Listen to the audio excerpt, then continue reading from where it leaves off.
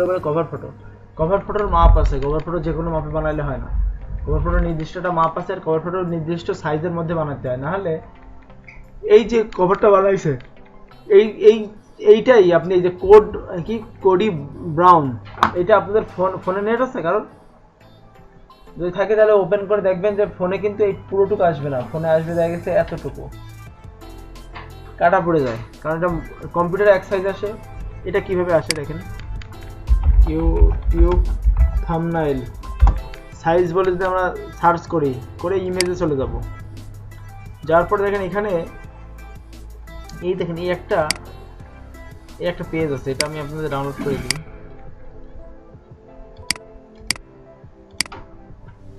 এই মাপে আপলোড করতে হয় ইউটিউবে,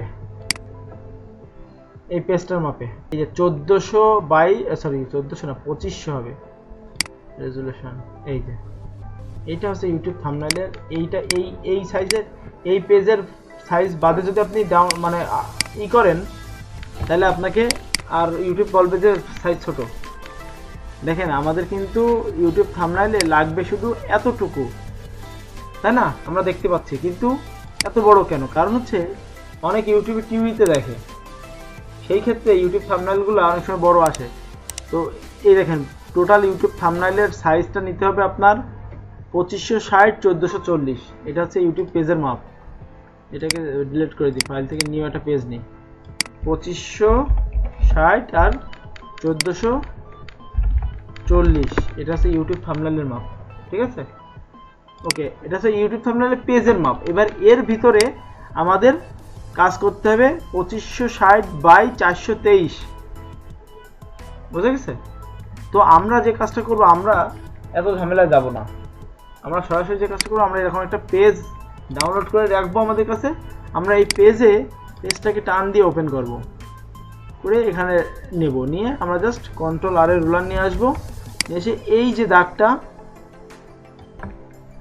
এই দাগ বরাবর রুলার দিয়ে নেব, নিয়ে আমাদের ডিজাইনটা হবে এইটুকুর মধ্যে, ঠিক আছে?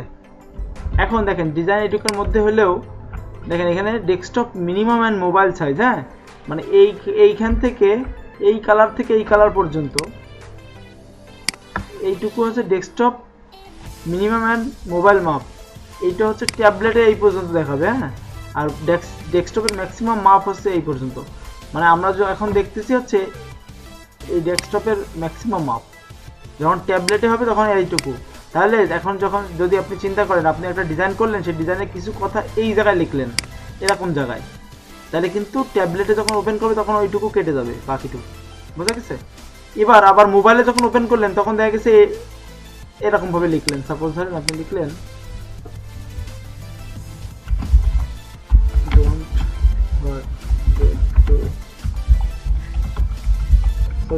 এই কথাটা লিখলেন,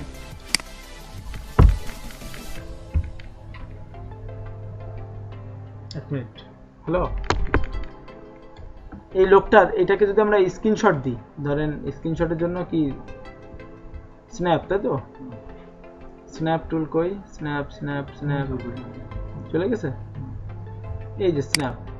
আমরা স্ন্যাপে মনে করেন নিউ স্ন্যাপ, ধরেন আমরা এখান থেকে এইটুকু স্ন্যাপিং করে এটাকে আমরা সেভ করি, দেখাচ্ছি।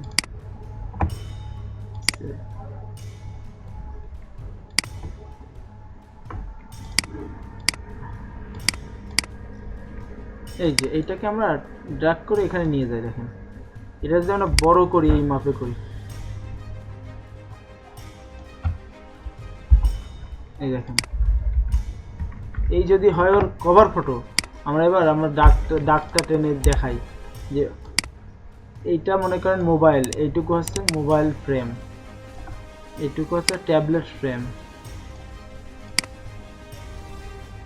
এবার আমরা এরটার চোখ অন করি, দেখেন ও কিন্তু ঠিক ভিতরে নিজের রাখছে, বুঝতে পারছে? এর ভিতরে করেন। যদি আপনি সাপোজ ধরেন এখন কি করে নেবেন, এইটাকে নিয়ে টোটাল একটা কালার দিয়ে ফিল করে দিলেন, তখন আপনি আপনার সার্কেল কিন্তু পেয়ে গেলেন, তাই না? আপনার কিন্তু বোর্ড পেয়ে গেলেন আপনি। এবার মনে করেন আমি ডিজাইন করতেছি, দেখেন কিভাবে। আপনার কিন্তু পুরো ডিজাইন করা লাগবে না, আপনি প্রথমে একটা কাজ করবেন, এখান থেকে একটা শেপ টুল টেনে যতটুকু ডিজাইনের দরকার ততটুকুই করবেন, তার বাইরে কিন্তু করার দরকার নাই, হ্যাঁ। যা ডিজাইন হবে এর ভিতরে হবে। তো নিয়ে আমি এই করে এটার সাথে মাস্ক করতে হবে, যাই করতে হবে না কেন এর ভিতরে রাখতে হবে। এই ক্রিয়েট ক্লিপিং মাস্ক,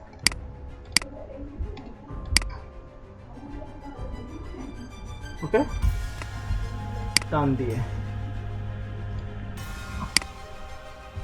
কন্ট্রোল জিতে গ্রুপ করে করে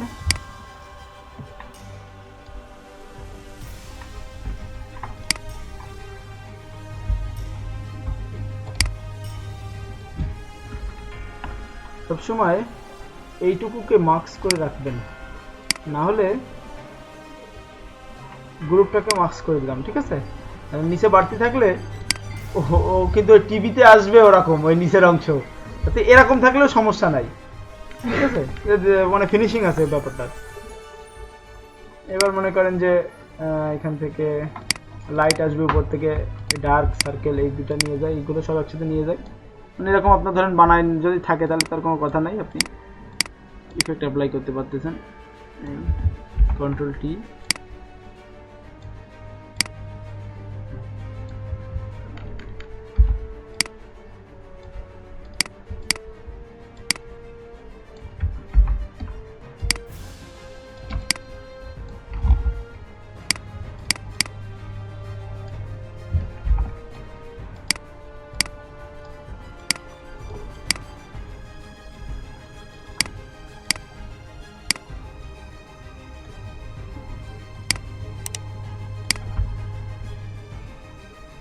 বুঝা গেছে।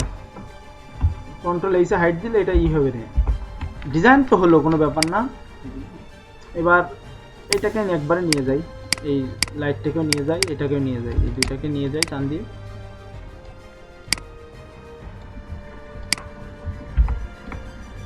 সাইজ ছোট করে দিই যে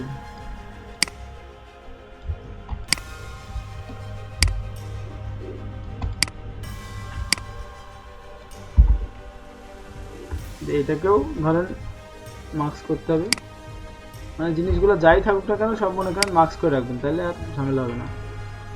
এইটুকু কন্ট্রোল টি,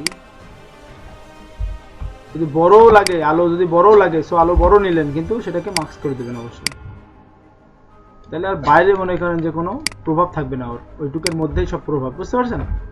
আচ্ছা, এবার আপনার লেখাটা ধরেন, এই লেখাটা আমাদের লেখাগুলো এর ভিতরে আছে, এই লেখাটাকে টান দিয়ে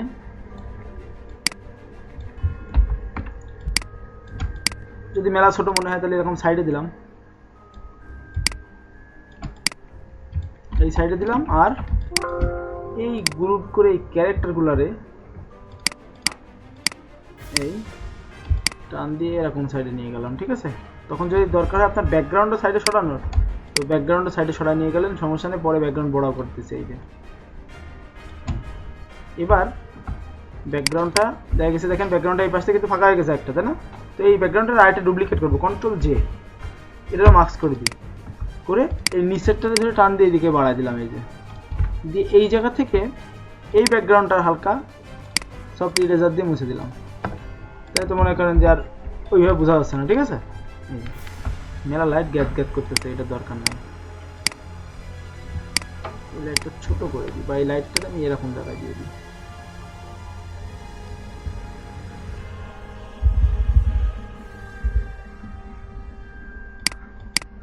এটার অপাসিটি একটু কমাই দিই, একদম চোখে লাগার মতো বেশি তো। এই যে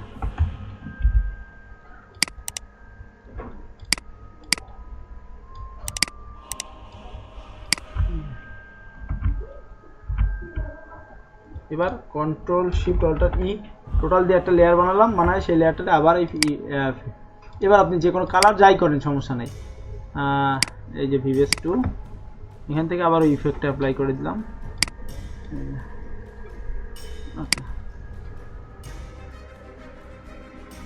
এখানে লিখে দিতে পারেন ডোন্ট ফরগেট টু সাবস্ক্রাইব,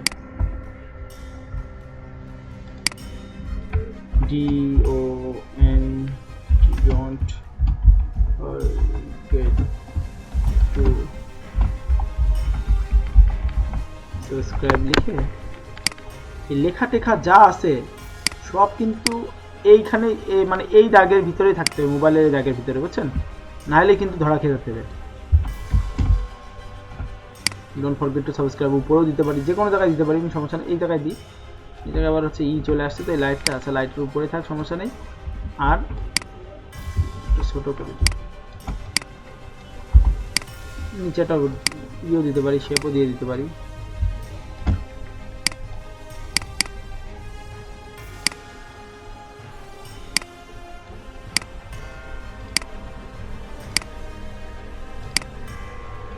এই শেপ দিয়ে দিই, কালো কালারের শেপ দিয়ে দিই, ওকে সাবস্ক্রাইব বাটনের মতো।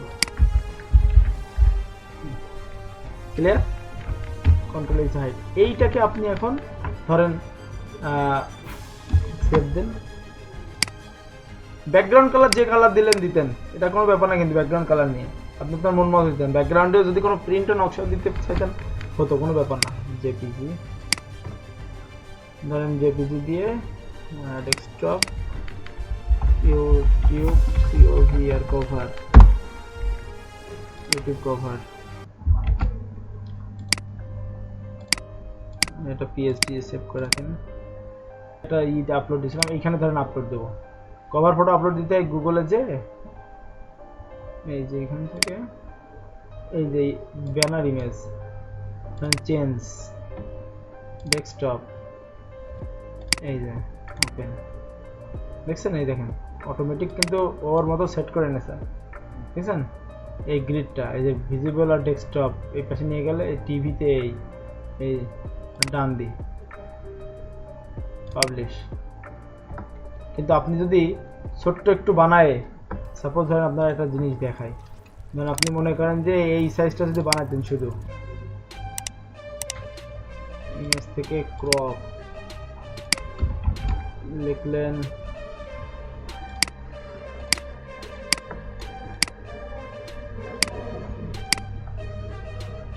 এতটুকু বানালেন, আচ্ছা ভিউ চ্যানেল, বুঝতে পারছেন? বুঝতে পারছেন? কিন্তু আপনি যদি শুধুমাত্র ওইটুকু বানাতেন, বানায় যদি চেঞ্জ দিয়ে ধরেন ওইটারে এই যে কোনটা এইটা, আপনি জানেন এই যে মাস্ট বি লাস্ট 128 আর 1024x576 পিক্সেল। এবার আপনি 1024x576 পিক্সেল বানাইলে দেখবেন ওরকম ফ্রেম চলে আসছে, ওই চারকোনা বক্স, তখন আপনি মিলাতে পারতেন না। এই কারণে সবথেকে সহজ উপায় হচ্ছে আপনার একটা ইউটিউব থাম্বনেলের ওই যে 2560 বাই যে পেজটা না, এই পেজ একটা ডাউনলোড করে আপনার রাখা, এই যে 2560 বাই 1440 এই একটা পেজ ডাউনলোড করে রাখা, রেখে সেটার উপর ডিজাইন করতে থাকা। আপনি ধরেন এরপরে আরেকটা ব্যানার চেঞ্জ করবে, তাহলে এই ডিজাইনটা কন্ট্রোল জিতে গ্রুপ করে চোখ বন্ধ করে রেখে দিলেন বা ডিলিট করে দিলেন, এই যে গ্রিডটা থেকে গেল, এই গ্রিডের উপরে আপনি মনে করেন যে কাজ করলেন। বোঝা গেছে?